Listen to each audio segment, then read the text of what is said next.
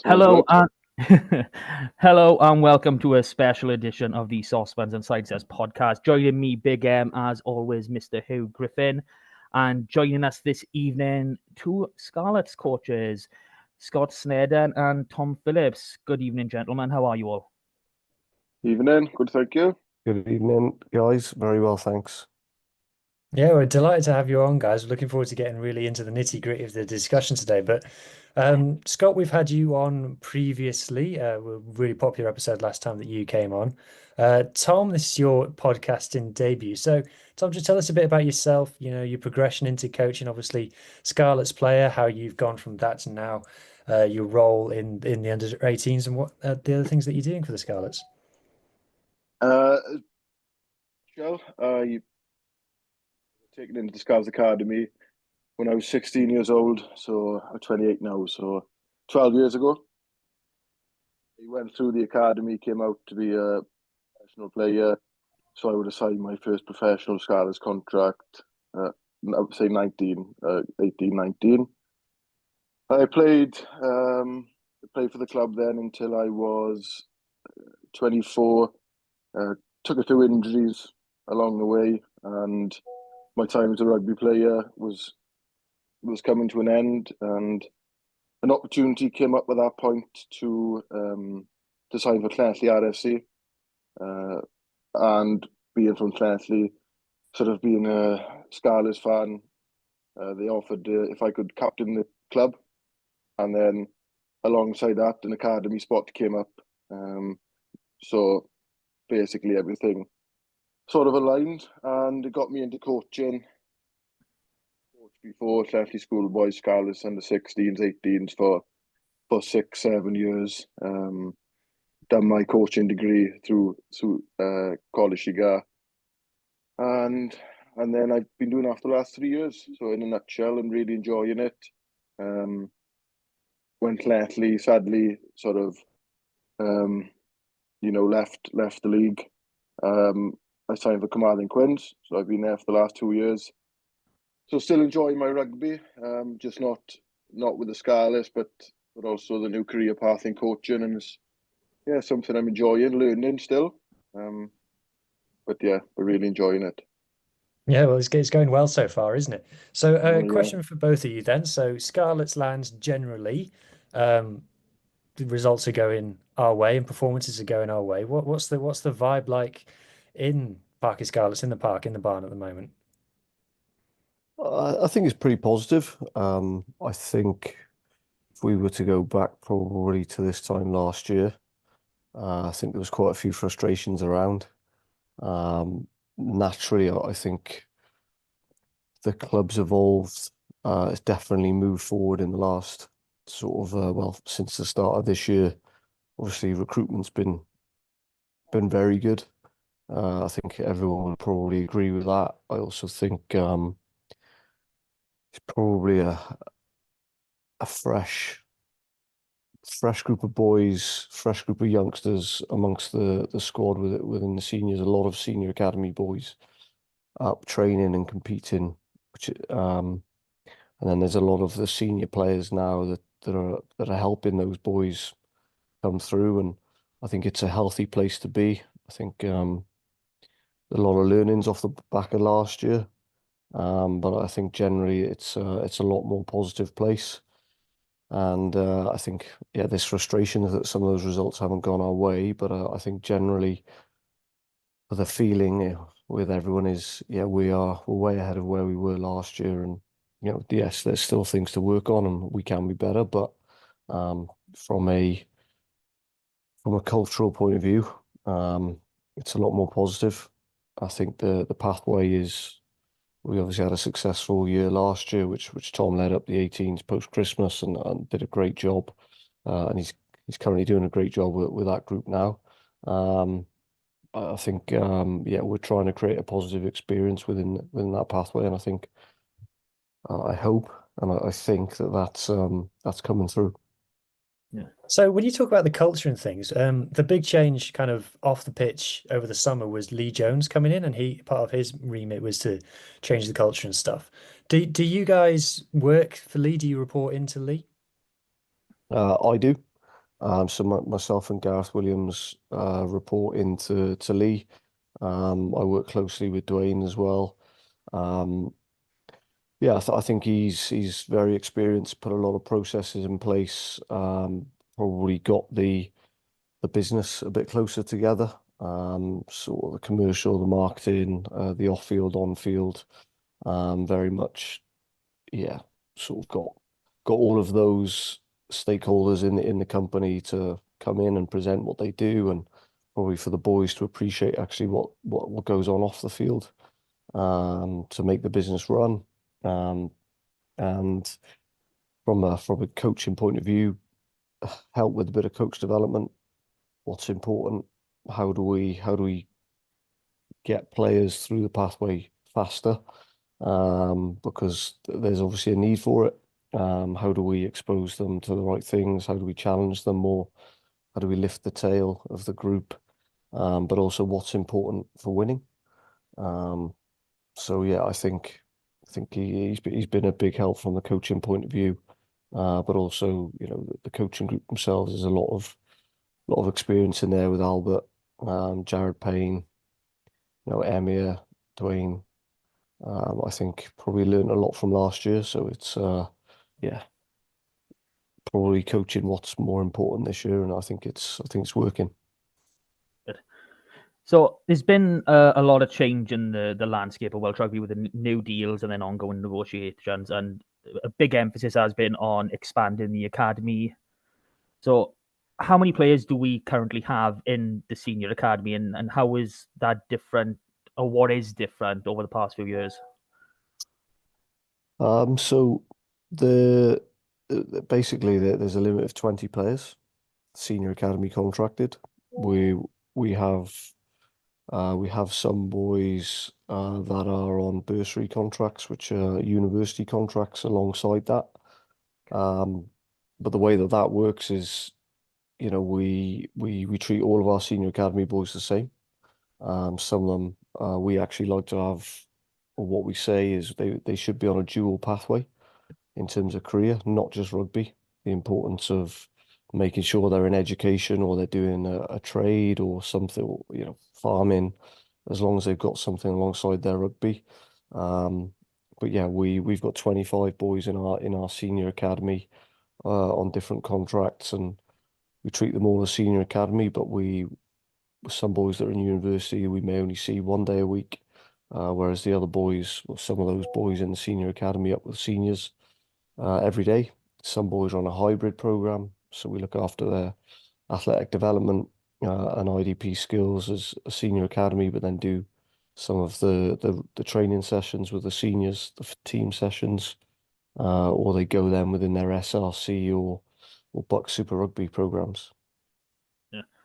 So if I come on to you, Tom, I just touched on this a bit off it. When can we expect you back in Quinn's colours? I haven't won a game without you. I don't know. I don't know is the answer. I went away. I was on holidays. We went to Egypt. I came back and I played the next day, and I got a bad hamstring injury. So at the minute, I don't know. Soon I hope, but I don't know. Sooner the better for me. Yeah, you're messing up your predictions on the SRC pod. I'm not happy about this. So you're probably the best person to really answer this, having played professionally quite recently. So what sort of gap is there between the SRC and pro rugby? Good question. I suppose if there's two parts, there's teams in the SRC. Obviously, top of the tier, there's a top four, and there's sort of, you play a team like Newport, Llandovery, the speed is quite high. And then like we play Pontypool, or Quins will play Pontypool, and it's a big physical, Eberystwyth physicality is high. So it differs really from team to team, but I think physicality wise, it's up there. You're playing against men, especially 18-year-olds coming into it. It's definitely it's a step. Is it exactly like playing Scarlets? I don't think so. I think the speed's a lot higher. Playing professionally and and how much time you have to react in game and make decisions. You've got a lot less time playing professional rugby, but it's definitely a development tool. Could it be closer? Probably in ways, and I imagine that there's parts where this new sort of the new setup of it is trying to bridge that gap. But my honest opinion is there's probably still a little way to go to get them closer. Would be my honest answer. So you've touched on a bit there. So, how valuable is this competition for these younger players? Is it definitely something that they need to be doing?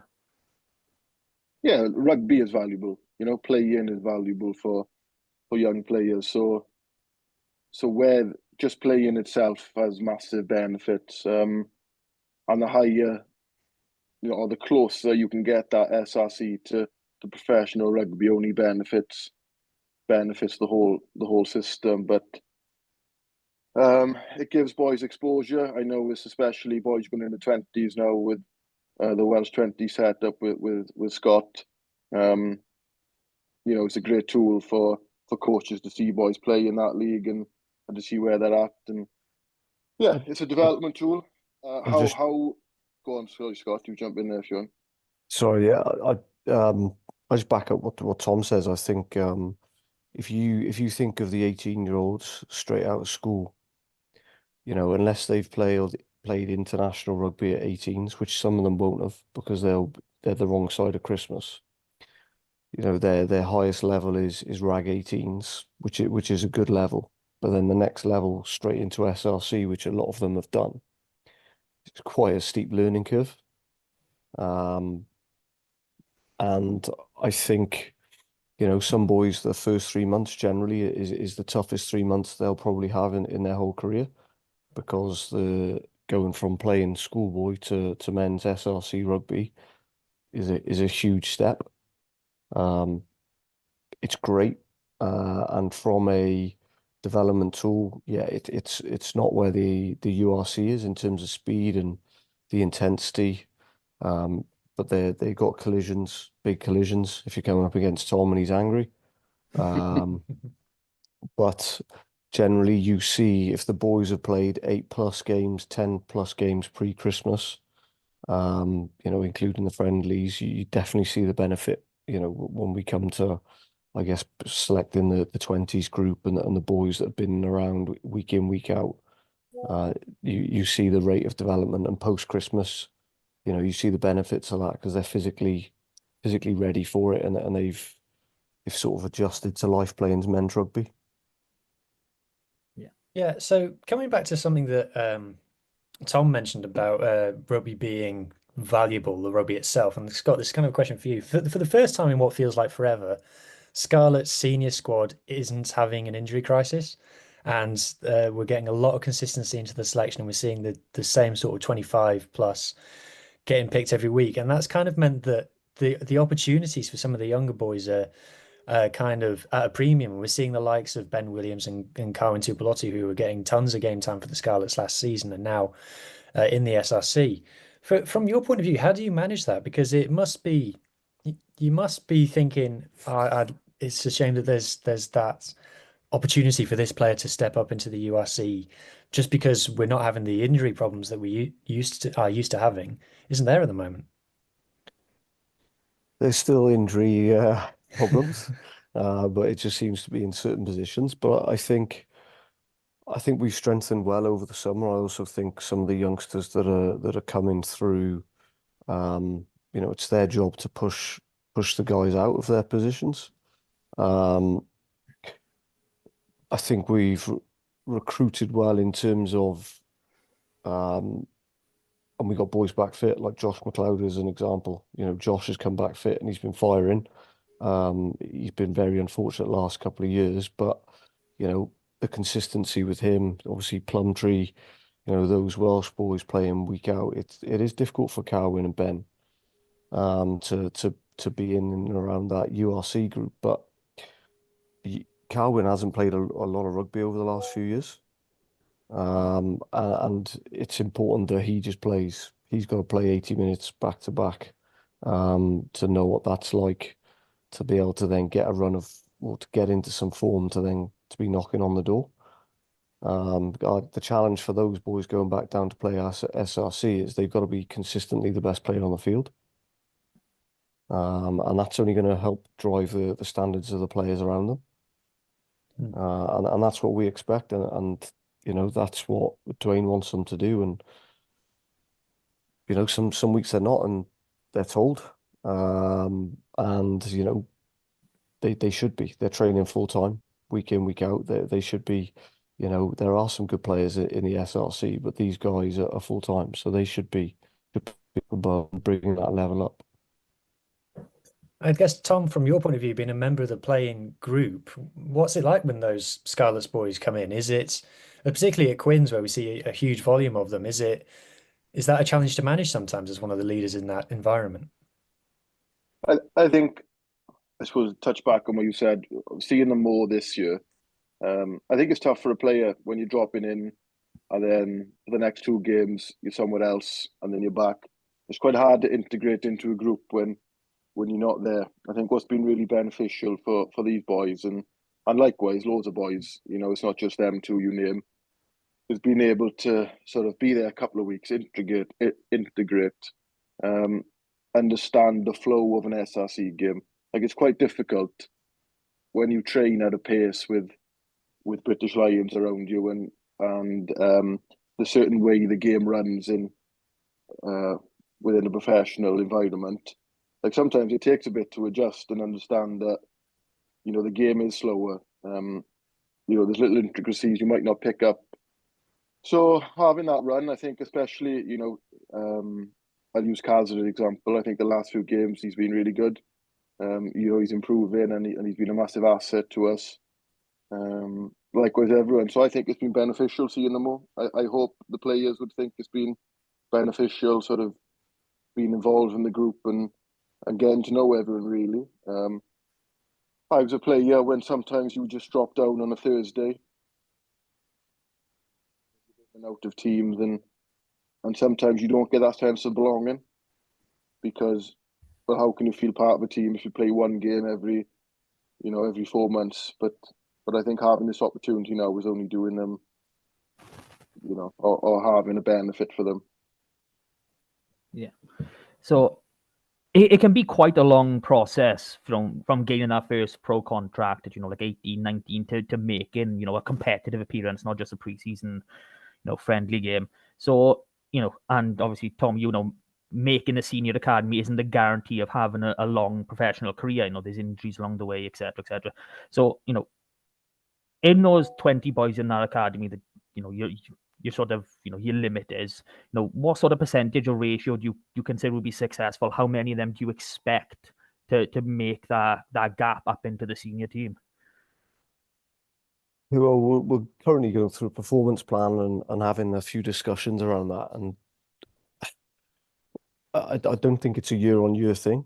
You know, we spoke around, you know, maybe trying to aim for sort of three guys each year that can then go on, you know, and graduate effectively to a senior contract. But there's some years, and you know, it might be this year that we have, you know, a few boys going on to senior contracts next year, and we might have 4 or 5. But the year after we might only have 1 or 2. So I think if we can have on average, you know, 3 every year graduating up to senior contracts. And don't get me wrong, some of these boys on senior academy contracts could be on sort of 3-year contracts. So that, you know, we're not expecting them to be professional after year 1 or year 2. It might be year 3 that they go and graduate. Some boys will graduate to senior contracts after 2 years. You know, the likes of Max Page, potentially Josh Morse, Harry Thomas, Isaac Young, those sorts of boys that are, you know, have had that opportunity, have done well at age grade. They've stepped up with seniors, and you know that they're competing. So, you know, I would say from a year on year, we'd be looking at 3, and that's our challenge. But 1 year might be 5.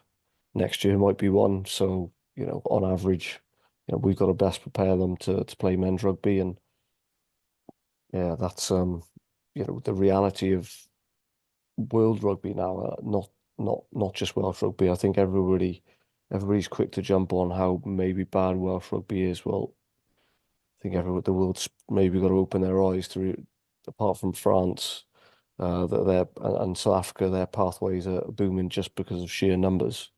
You know, financially, almost every continent is struggling financially from a rugby point of view, so everybody's got to develop from within.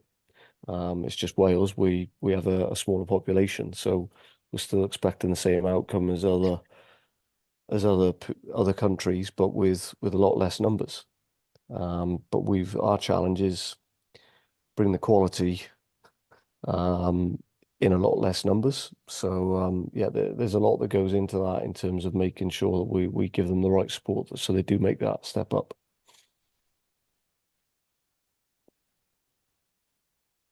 Get myself off mute, that'll help. Coming back to something that was mentioned earlier, like I think Tom, you said about playing against men, going from playing against boys to playing against men. Obviously, different positions in rugby mature at different ages, and you see like an 18 or 17-year-old winger can burst onto the international scene.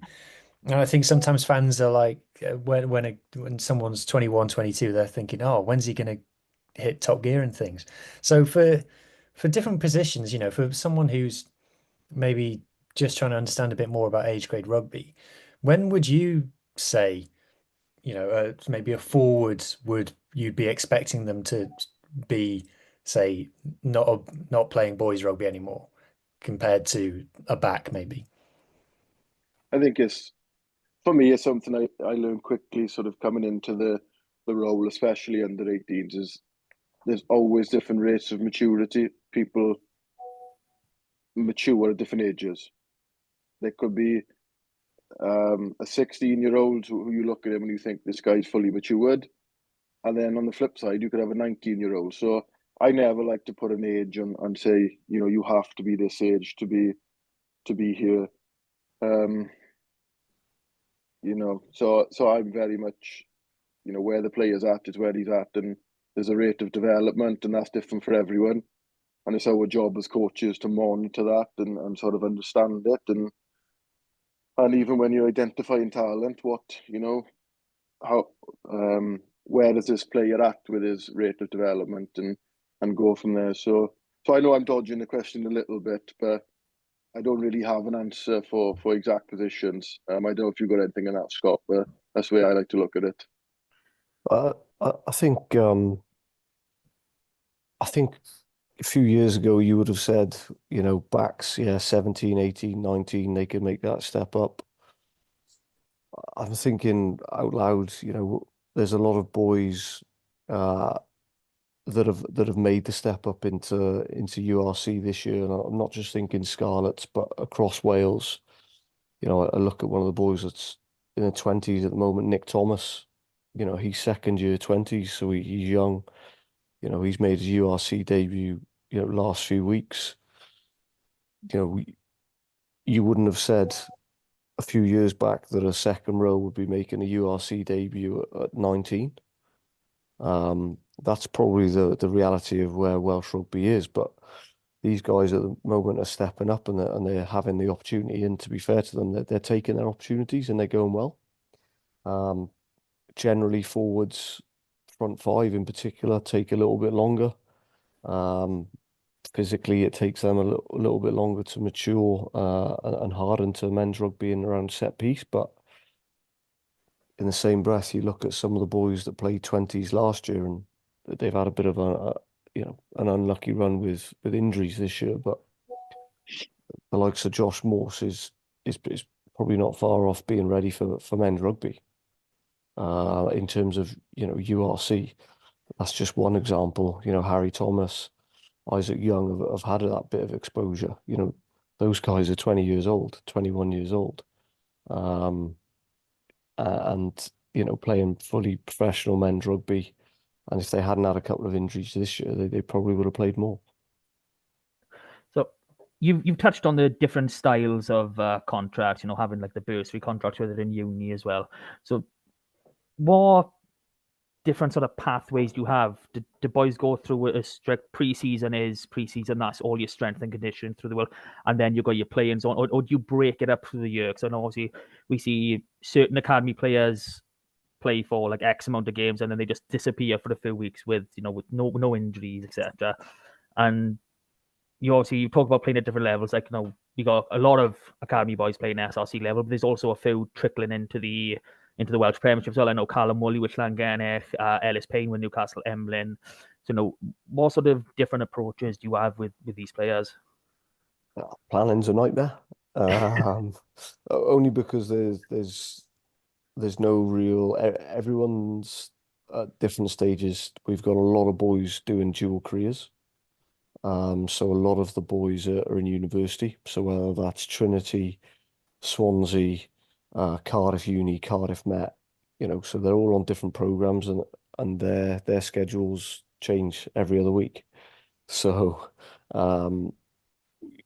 it's difficult to manage. We try and get the boys in. Let me go back a step. If you're in a senior academy and with seniors, you're generally in for the 4 days a week. Pre-season, we have a full-time program, and then the nature of pre-season is there's nothing that conflicts with it. So obviously the universities don't start until sort of start of September or middle of August, start of September. So we get a good 6 to 8 week block with the boys then, and that's vital. Physical development, sort of athletic development in terms of their movement, their ability to gain muscle mass and strength. But it's also a great opportunity to have these boys in a full-time environment day in, day out. Because when they go into September to sort of December, they're in university, and their schedules, that we might only see them for an hour for weights or an hour for speed and weights a day. Then they're into the SRC club. So it very much changes on what schedule they're on. Usually it'll be weights, skills on a Monday, in season weights and speed on a Tuesday, plus then rugby. So whether that's SRC or whether it's Welsh Premiership, Wednesday's generally off. Thursday will be your sort of change of direction, agility, SRC. Friday then we run a Steelers session, which is your non-23 players plus senior academy and some junior academy boys, which is a great session because you have the different levels of ability. We've run that before with boys coming back to fitness, as well as some senior academy and junior academy boys, and it's a great session. You get some good coaching, and we try and use that as a dose of higher intensity for the boys, almost to shock them to bring their level up if they've not been around the seniors. But generally they're in 4 days a week. It's just their schedule could be mornings, afternoons. If boys are playing Bucks Super Rugby, then their schedule is completely different. That is, well, I don't envy your job. Does it sound like a nightmare? It sounds like an absolute nightmare. There's a lot of moving parts. Lots of moving on, many different gears, many cogs. So if we move on to the junior academy bit now, so current Rag 18s champions. Competition starts now in a couple of weeks. Slightly different format this year. There's a semi-final and a finals weekend added on to the end, which more games, as you said. Which means you have to beat them twice. It's fine. So how has the training and the planning gone so far? And obviously, how do you get under 18s to not gorge over Christmas? That's the main one more than anything. It's been good. It's been good so far. We've been lucky enough to we got offered a fixture. So we got offered a fixture against Ealing, which is Sunday, so the 5th. With that, they wanted to play 2 games, so we got 1 game at 3 o'clock, and 1 at 5. Now, what that leaves us do is, or lets us do, is reach out to more people. So there's plenty of talent in the pathway. So what we've done is we've picked a wider squad. to play. So we've got one team playing and then another team playing. So in that, there's about 50 boys, all from the Scarlets pathway or the Scarlets region. Some from Llandovery Col that have played well and have come into the age grid. But it's a nice gesture, we like to keep an eye on talent. And, as anyone from Llanelli or West Wales would know, the geography of the Scarlets region is massive. So an opportunity to give boys game time, is massive. It's massive to us. So that's the first part. So we've had a bigger training squad. There's going to be 2 teams running, and we're going to sort of evaluate where we're at, what talent's in the area. And then after that, then our first game will be on the 19th, if that's right, if that's the Sunday. Yeah. That'll be against Cardiff home. So that will be our sort of our 30-man squad then. So the team will run through the games and then hopefully the semi-final and the final. But it's been a good start. We've got plenty of good talent in the group. A lot of boys went on from last year. And, it's fair to say that, there was generational talent in last year's team. And they were good players. And I've been around playing and coaching for a long time. And if you look at, say, off the top of my head, the impact that T Sparrow had in that group, we are talking generational talent at under 18s. So I've very much been, me and the coaching staff, cautious that we're not sort of living in the shadows of last year. This is a new group. We'll find our own way and we'll try to develop talent, or we will develop talent, and how that looks results-wise will be, what it is. But our main sort of objective as Scarlets is to make these boys better. And if that's paired with winning, then brilliant. But if we can look back at the end of the block and think, the 30 boys or the 35 boys have become better players, then that's the real win for us coaches. And who are sort of the players to watch out for this season then? So we've got like names that I've just noted down, some like Dom Kossuth, Sam Williams, things like that. Do you have any names that spring to your mind? Sam picked up an injury, so he won't participate in the block, which is a shame. Sam's a very good player. He's been very unlucky with a series of injuries over the last 2 years, but he won't be featuring in this block, which is a shame and a big loss. Dom Kossuth, obviously you would have remembered it from last year. I'm sure you were over it with, but again, very good talent. And like Scott said,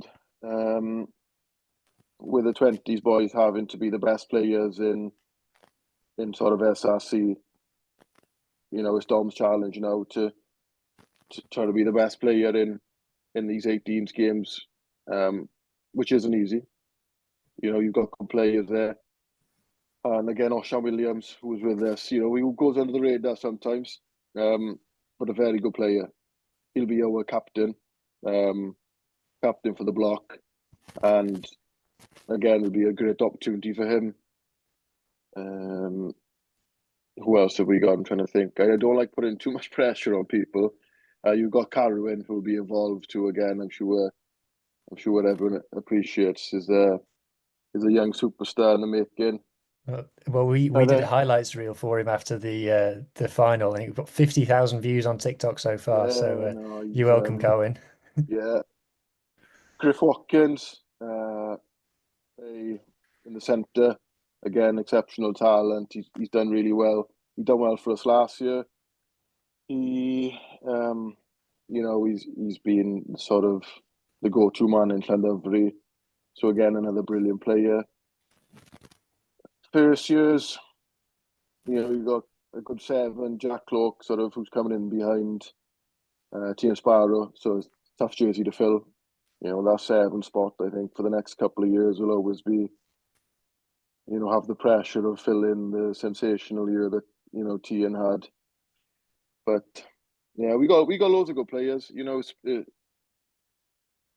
Can I just touch happened. upon? Yeah, I think we're pretty fortunate within the region that we've got, really good pathways in terms of schools and colleges.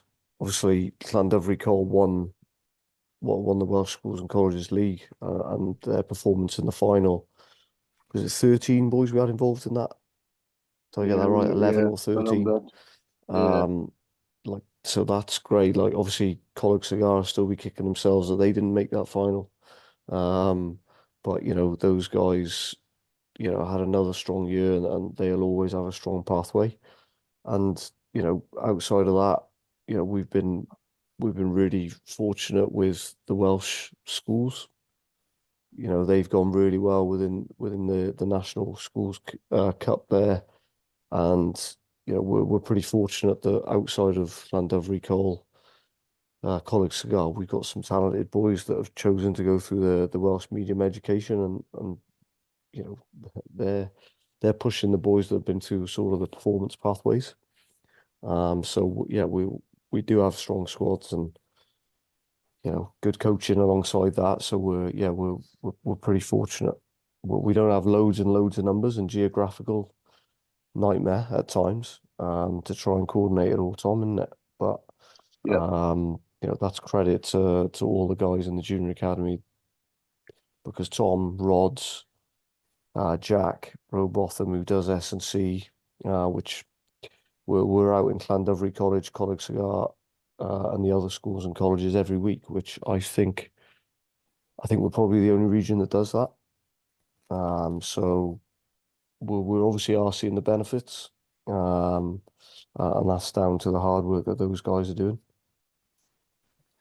So when it comes to selecting these squads, obviously, when it comes to the under-16s, obviously the Dewar Shield is on more line. They play that up to Christmas, and then you take them on. So you use those games obviously to select those boys. But when it comes to the under-18s, obviously it's a bit more of a wider spread. And with the split in the schools and colleges league, now you've got a Conference A and a Conference B, and obviously, I think a lot of people kind of disregard Pembroke and Ceredigion to a certain degree when they think about the Scarlets. They just generally think about Llanelli and Carmarthenshire. So logistically, like you said, it is always going to be a nightmare because just a huge spread, like almost 400 square kilometers. It's just unreal compared to the others. Yeah. So how do you manage with those boys? Because obviously, trying to bring them into Coleg Cigar or Llandovery College, it isn't always a simple thing. When you're talking, they'd have to be traveling for over an hour just to go to school. Yeah. One thing we don't do as a Scarlets is push anyone to any school. We've put as a junior academy a massive focus on that the Scarlets will find the player whatever they are. Now in that there's people that want to do trades, carpentry. There's people who want to study in the medium of Welsh. There are some people who naturally go to Coleg Cigar or Llandovery. So with that, what we've done is we go and find the player. So if they're in school, if they're in Bromyrddin, or if they're in CSG, or if they're anywhere, we will cater around them, because I think it's massively important. I think, like you touched on earlier, that not everyone is going to be a professional rugby player due to performance, due to injury, or due to whatever reason. Now, with that, it's a lot harder, if you haven't got any education behind you. So we really try to drive that, the players do what's right for them educationally. And then we've got a good sort of network of people out there as well. Like, there's great people in the region who we've got good relationships with, and who we trust, and who have a good eye. And, these are the people that are your youth coaches, your schools coaches, who spend hours, developing these players for years and years. And we see probably the top couple of percent, so that the top end of these players, but there's been 10 years before that where volunteer coaches and school coaches have done the hard work. So we're very grateful for what people and volunteers and school teachers and people like that do for us as Scarlets. Mark, can I just touch on the Pems and Ceredigion? Yeah, So go for it. I guess historically we've always brought the guys into Parker Scarlets at 16s, and that's probably because that we're lucky to have the barn facility, the gym facility, and they've always used the same facilities that our seniors use, which is great because there's not many clubs I think probably in the world that would offer that out to an under 16s group. On the flip side of that can be an hour and 3/4 for some people to drive into Parker Scarlets. So we made a change last year, and the 16s West we held out of Haverfordwest. We had some good coaches down there. We had a good program. Unfortunately, not unfortunately, it was great to run it down there, and it was a success. Obviously, Haverfordwest is still a long way from Aberystwyth.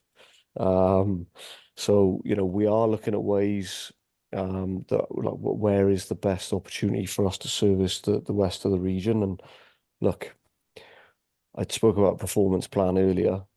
I'd love it in 4 or 5 years' time if we've got 5 skills hubs across the region, which is effectively our dual shield groups that we are staffing. And we've got three evenings a week where we're S&C and we're rugby. Because if you think what that would do in terms of upskilling boys, whether they go on to play professionally or whether they play semi-professionally, SRC, Welsh Premiership, or community rugby, what that's going to do is more better players for the region, which is going to drive standards across the region. So we are making a bigger effort, or have done in the last 18 months, and will go above and beyond in the next sort of 3-4 years to make sure that, Pems and Ceredigion get equal eyes, if not more eyes, than what the rest of the region get.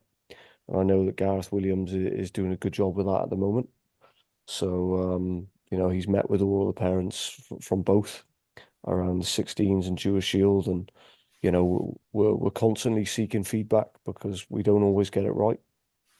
And I'd love to be sat here saying that the academy can staff it full time from a West hub and an East hub, because that would be ideal. But if you could get me a good facility in the Bang, well, in the centre of the region where we could do it all, that's got a 4G barn access right next door to a gym and a full-size pitch and offices and meeting rooms, I'd bite your hand off. But unfortunately, we don't. So we're doing the best that we can at the moment with the facilities that we've got. But if there's anybody financially that wants to invest in the region or in the pathway and build a Scarlets Academy base, then give me a call. So basically, we need our base somewhere around Whitland. Is that what you're saying? That'd be a nice place for you. Look, I think like Carmarthen is relatively central.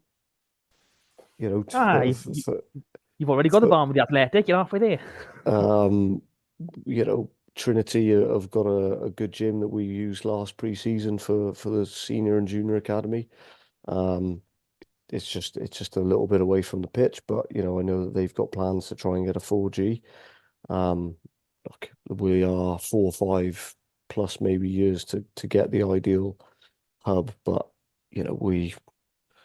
we are doing our best at the moment with the staff that we've got to make sure that we continue to grow the pathway in the west of the region, because Tom can expand more, but we know that the 15s and 16s in Ceredigion and Pembrokeshire this year are strong, really strong. Oh yeah, it was a real shock. I think it was the first time in quite a long time that they were the 2 top in the Scarlets region. I was really gutted when Pembrokeshire went out in the quarter stage. I thought they were going to go on. I mean, Clefley schools, doing the double in the what was it, the Lewis Miller Bowl or whatever they call it. Lawrence Miller. I keep getting that confused for some reason. So it is it's been some great results, for the Dewar Shield, age ranges. So, what more can you give us on that then, as Scott was saying? I think because every Friday, the junior staff make an effort. We go out to watch as many games as we can, and one of us will always try our best to be present. All the regions, all the districts have been good this year, but Pembrokeshire and Ceredigion have been very good. They've got some very good players.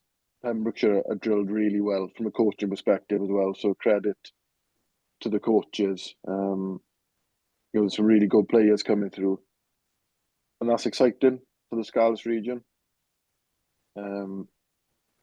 So again, I'm excited to see where the 16s East and 16s West, when that starts now in this month. It's exciting to see these players from Pems and Ceredigion, team up and Llandovery, Mynydd Mawr, Carmarthen, and then when it comes to a combined, so for all the coaches in the 16s, it's going to be difficult to select between such a good group of players. But that's what's exciting, and that's what rugby's about, is seeing this talent come through and play well. And the last, I can't remember the exact detail, but the schools finals last year in the Millennium, I think they were nearly all West Wales. Was it? So the rugby in West Wales is sort of at a high from a junior perspective, at least. There's Welsh schools and colleges and districts competing at all levels, so it's really good for the region to have that.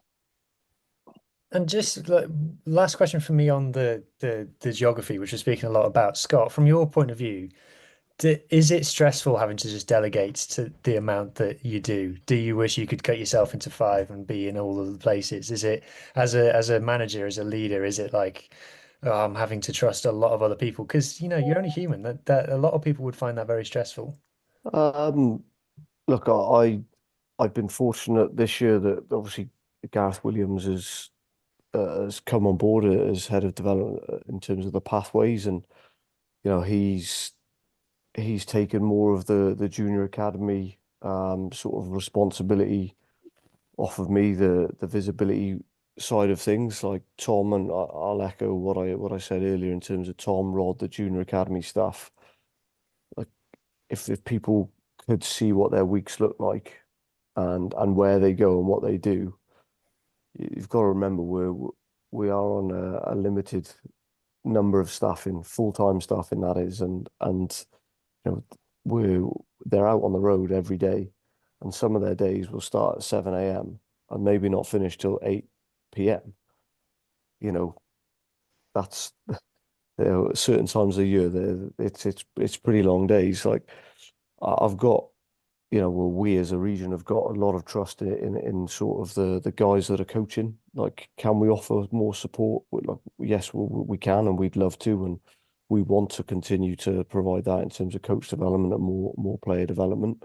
And that's in the plans, but we've also got to trust the people that are in there, because they're our greatest enablers.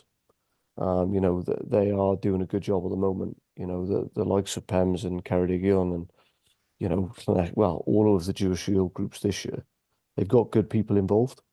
If we can just assist them with, how we can help them get better and build better environments, and what's important for those guys at that age group in terms of trying to line the pathway, then we've only got so many pairs of hands, and it is about trust. And I think we've got some really good people involved. So you just spoke about some of the people who have very, very long days. Some of you, especially, are one of those. I know I've had messages off you at 6 o'clock in the morning on the way to work, and then like 9:30, 10 o'clock on the way home, because you don't just take on the academy, you take on the transition job with the senior squad, and you're covering the Wales under-20s defense as well. So yeah, again, I'm lucky that when last year was pretty full on. I took on the 20s role because it was an opportunity that you don't often get to go and coach your country. I was pretty fortunate to be asked to do the defence, so I couldn't turn it down. My wife still resents me for that. She's downstairs probably listening in. But it was difficult to balance everything. I've been fortunate that Babs has obviously helped massively this year, and also the rest of the academy staff. So I'm not down Scarlets every day when I'm in with the 20s, because the 20s is a full-time program. So yeah, there's a couple of days where I am down west, which they are 6 till 9.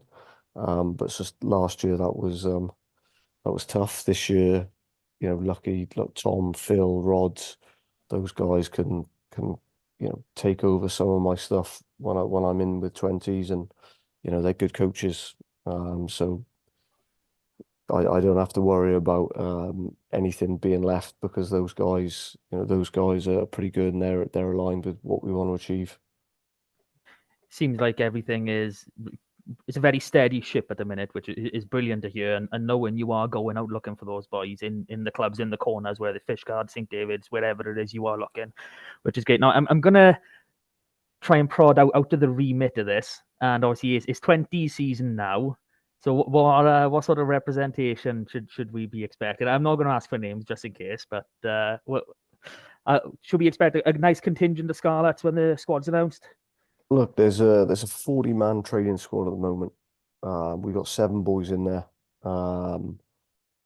Look, the thing for me is boys are getting that exposure, and they're competing with their peers. Are all 7 going to be there when we name the squad?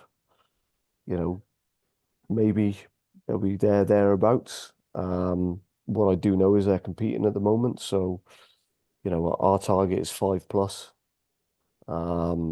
Each year on year. Are you in the selection meetings? Because surely Yes. surely you've got like Lee Jones's voice in the back of your head, like, Scott, make sure you get lots of Scarlets boys in there, right? Look, there's boys that will miss out, but also there's certain years you have really competitive positions, and there's a couple of boys in the back row that have missed out on the initial cut with us, and that's generally because like back row is really competitive amongst Wales 20s this year. And that's not to say that our players aren't good enough, but it's just the boys that we've selected are very good. And Tom spoke about rates of development earlier.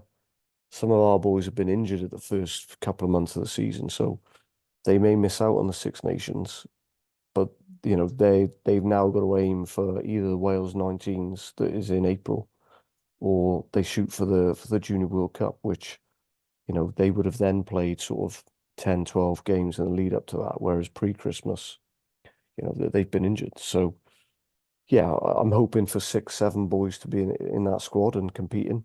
I'm hoping for another 1, 2, 3 to be competing for Junior World Cup spots, because you don't get to go to World Cups. And to be fair, Richard Whiffin spoke earlier in the week, is one of our jobs is to prepare the boys for men's senior rugby. The other one is to prepare them to go on a World Cup, because the next World Cup they might be on, if this is their last year in 20s, will be a Senior World Cup.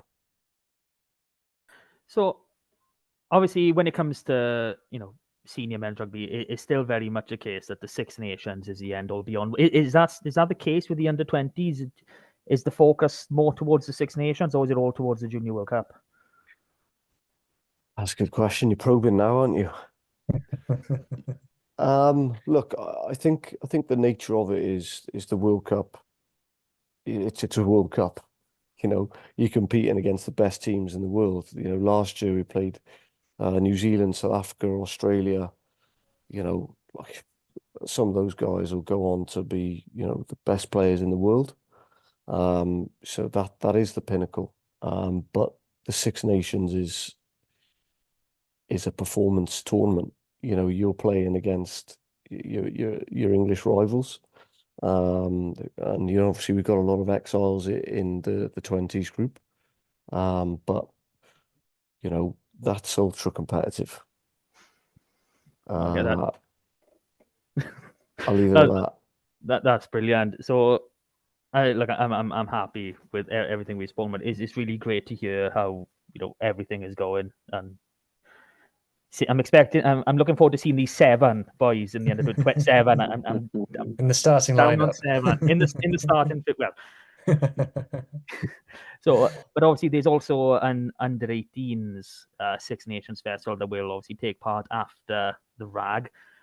So in terms of that, are we expecting many boys? Like you said, we saw quite a few boys last year. The likes of Will Evans, Carol Jones really make a mark in that competition last season. Are we expecting pretty much the same? 'Cause I know obviously where qualification for the squads is January to December. Yeah, it's and that sometimes plays a part with the way it works is if you're born before or sort of before January, December, you only get one opportunity or 1 year to play. If you're born after January, you get 2 attempts or 2 years sort of to play. So it falls on the year.